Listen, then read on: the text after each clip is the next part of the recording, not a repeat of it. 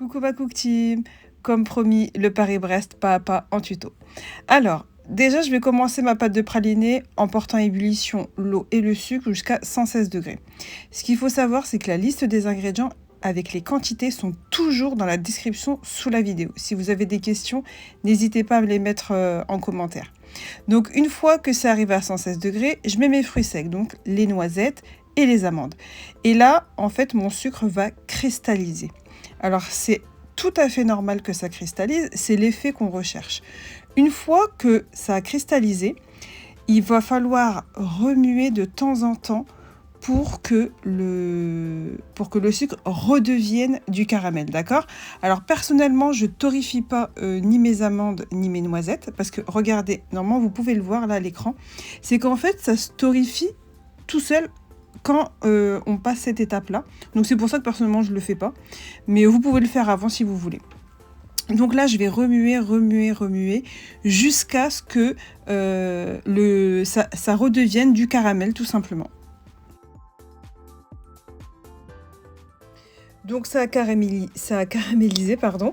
Il y a encore des petits cristaux de sucre, donc je vais continuer à remuer. Surtout, il ne faut pas arrêter de remuer parce que sinon ça va brûler et c'est pas le but recherché parce qu'on ne veut pas d'arrière-goût de brûlure ou quoi que ce soit quand on va le manger.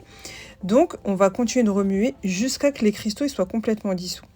Une fois qu'ils sont bien dissous, je vais les mettre donc sur mon tapis en silicone ou du papier cuisson, peu importe. Et je vais laisser, en fait déjà je vais bien l'étaler, et je vais laisser refroidir complètement avant de passer à l'étape suivante.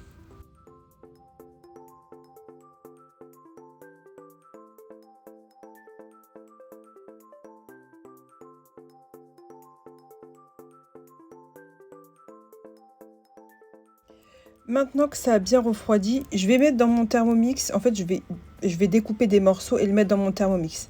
Si vous n'avez pas le Thermomix, c'est pas grave, vous pouvez utiliser un blender, vous savez les petits hachoirs, mais il faut quand même quelque chose de solide, donc il faut éviter que ce soit du plastique.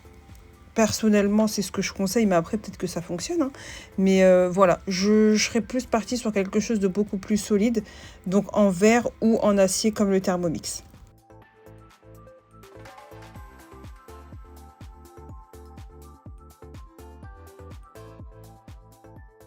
Je mets donc dans mon Thermomix, dans un premier temps, pendant 10 secondes, vitesse 10. Voilà ce que vous allez obtenir.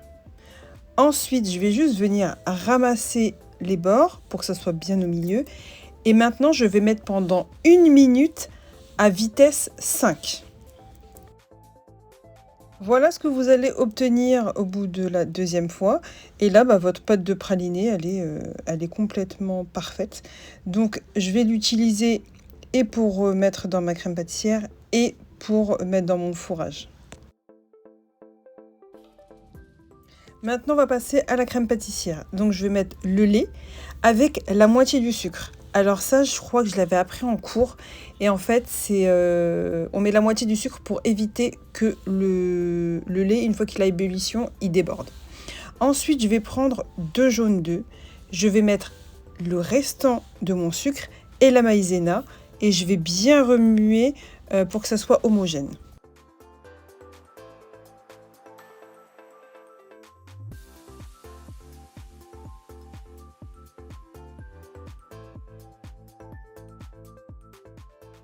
Donc maintenant, je vais ajouter un tout petit peu de lait et je vais remuer le mélange de jaune.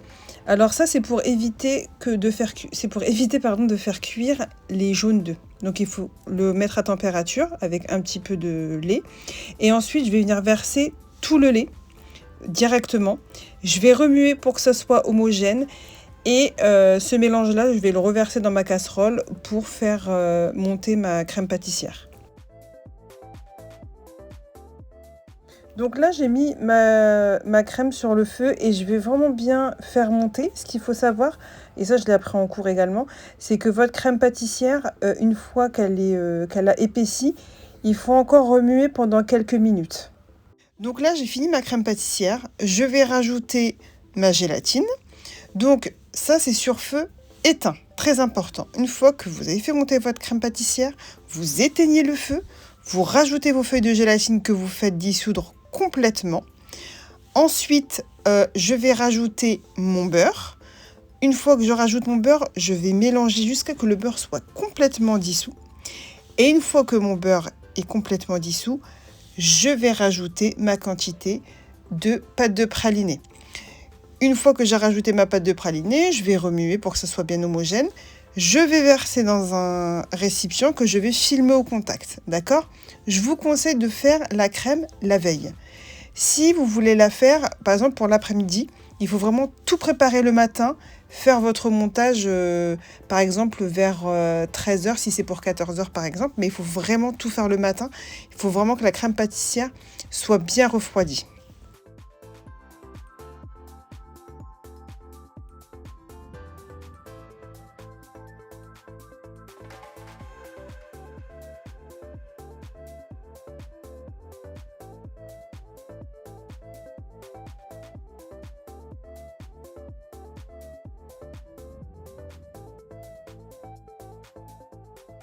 Donc j'ai passé au frigo ma crème et là je vais préparer le craquelin et non pas le crumble comme je m'étais trompée. C'est bien le craquelin. Donc je vais mettre donc ma farine, mon sucre, sucre roux et mon beurre et je vais venir le malaxer jusqu'à ce que ça devienne une pâte. Et en fait cette pâte, je vais l'étaler entre 2 feuilles de cuisson ou une feuille de cuisson et un tapis en silicone. Donc une fois que je l'ai étalé, ce qu'il faut savoir c'est que l'épaisseur, faut que ça soit ni trop fin ni trop épais. J'ai pas de mesure spécifique à vous indiquer, c'est à l'œil. Il faut vraiment pas que ça soit trop fin. Il faut bien regarder en fait. Moi je soulève un petit peu la feuille, je regarde et ensuite dès que ça me convient, j'ai juste à placer ça au frigo le temps de faire ma pâte à choux. Donc pour la pâte à choux, je viens mettre mon lait, la crème, le sucre et le beurre. Et je vais remuer jusqu'à ce que le beurre soit complètement dissous et que ça soit légèrement à ébullition. Donc une fois que c'est bon, je vais rajouter ma farine. Et là, je vais remuer jusqu'à ce que ça devienne une pâte compacte, qu'on ne voit plus de traces de farine. Et je vais la dessécher pour que je puisse la mettre dans mon robot et qu'on puisse commencer l'étape où on va rajouter les œufs.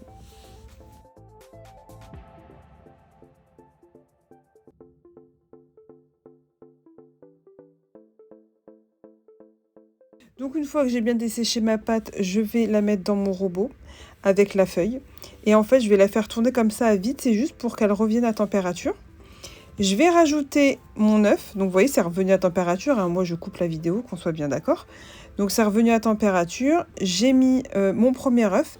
Je vais remuer jusqu'à ce que l'œuf soit complètement dissous et que ça redevienne une pâte à choux normale. Et à ce moment-là, je vais rajouter mon deuxième œuf. Et la pâte à choux va redevenir normale avec une texture beaucoup plus souple, mais qui se tient en même temps. Et donc là, votre pâte à choux, elle est nickel et vous pouvez commencer à pocher.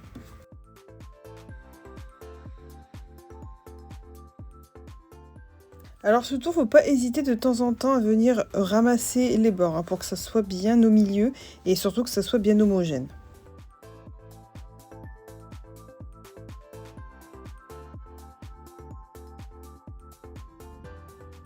Donc avec un emporte-pièce, j'ai fait des cercles pour faire des Paris-Brest en individuel. Vous pouvez très bien en faire un grand avec une mesure de 16 cm de diamètre. Ou alors vous pouvez tout simplement faire, vous savez, deux cercles avec, vous savez, les choux ronds. Ça dépend vraiment ce que vous voulez faire. Moi, j'ai voulu faire en individuel, mais vous pouvez faire la forme que vous voulez. J'ai calculé les quantités pour que vous puissiez pocher soit 4 individuels, deux cercles de ronds en choux, ou un grand de 16 cm de diamètre. d'accord? Parce que pendant le live, c'est vrai que j'avais triplé la recette parce que la pâte à choux, il y avait trop de quantité. Donc là, j'ai essayé de réadapter en fait la recette et bon, ça a fonctionné, donc c'est nickel. Donc maintenant, je vais mettre mon craquelin, tout simplement, que j'avais mis au frais. Donc j'ai pris un verre parce que c'était le gabarit de l'intérieur. Et ensuite, j'ai pris juste ma petite spatule coudée, celle qui est pointue, pour faire un contour, j'ai fait à l'œil. En fait, le principal, c'est que le craquelin puisse se positionner sur votre pâte à choux sur le dessus. Si c'est pas régulier, c'est pas un drame, mais il faut que ce soit juste bien posé au-dessus du cercle en pâte à choux, d'accord? Comme je vous dis, après, franchement, si c'est pas vraiment parfait, c'est pas grave, parce qu'à la cuisson, ça va en fait, il va s'étaler et bien se mettre correctement sur votre pâte à choux. En fait, quand ça va cuire, ça va bien s'intégrer dessus, tout simplement.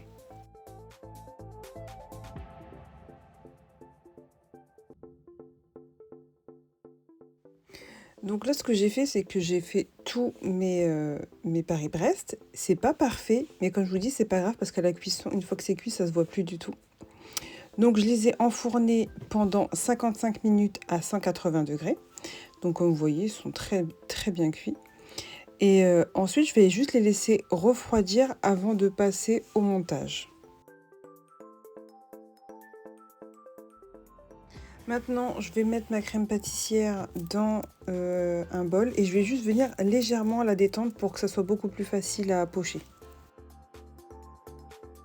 Donc une fois que j'ai détendu ma crème pâtissière, je vais la mettre dans une poche à douille munie d'une douille de 18 mm. Alors c'est préconisé une 16, mais moi j'ai mis une 18 parce que c'est celle que j'ai depuis mon CAP. À l'époque, on m'avait dit qu'il fallait une 18, donc j'en ai une 18. À 2 mm près, je sais pas si ça change grand chose. En tout cas, moi j'ai une 18 et c'est très très bien aussi. Donc ce que je vais faire maintenant, c'est que je vais diviser mes Paris-Brest en deux. Je vais mettre ma crème dans mon Paris-Brest et dans une autre poche, j'ai mis du pralin, de la pâte de praliné. Et j'ai inséré un petit peu à l'intérieur de ma crème pour que ça soit encore plus gourmand. Donc voilà, et puis pour la déco, j'ai mis du sucre glace. Alors vous pouvez les faire soit le jour même, donc le matin pour l'après-midi, mais moi je pense que c'est mieux de faire tout la veille pour le lendemain, comme ça vous êtes tranquille. Donc voilà, donc j'espère vraiment que ce tuto il va vous servir, que vous allez apprécier, que vous n'allez pas hésiter à mettre un like. Voilà, donc je vous dis à bientôt pour une autre vidéo.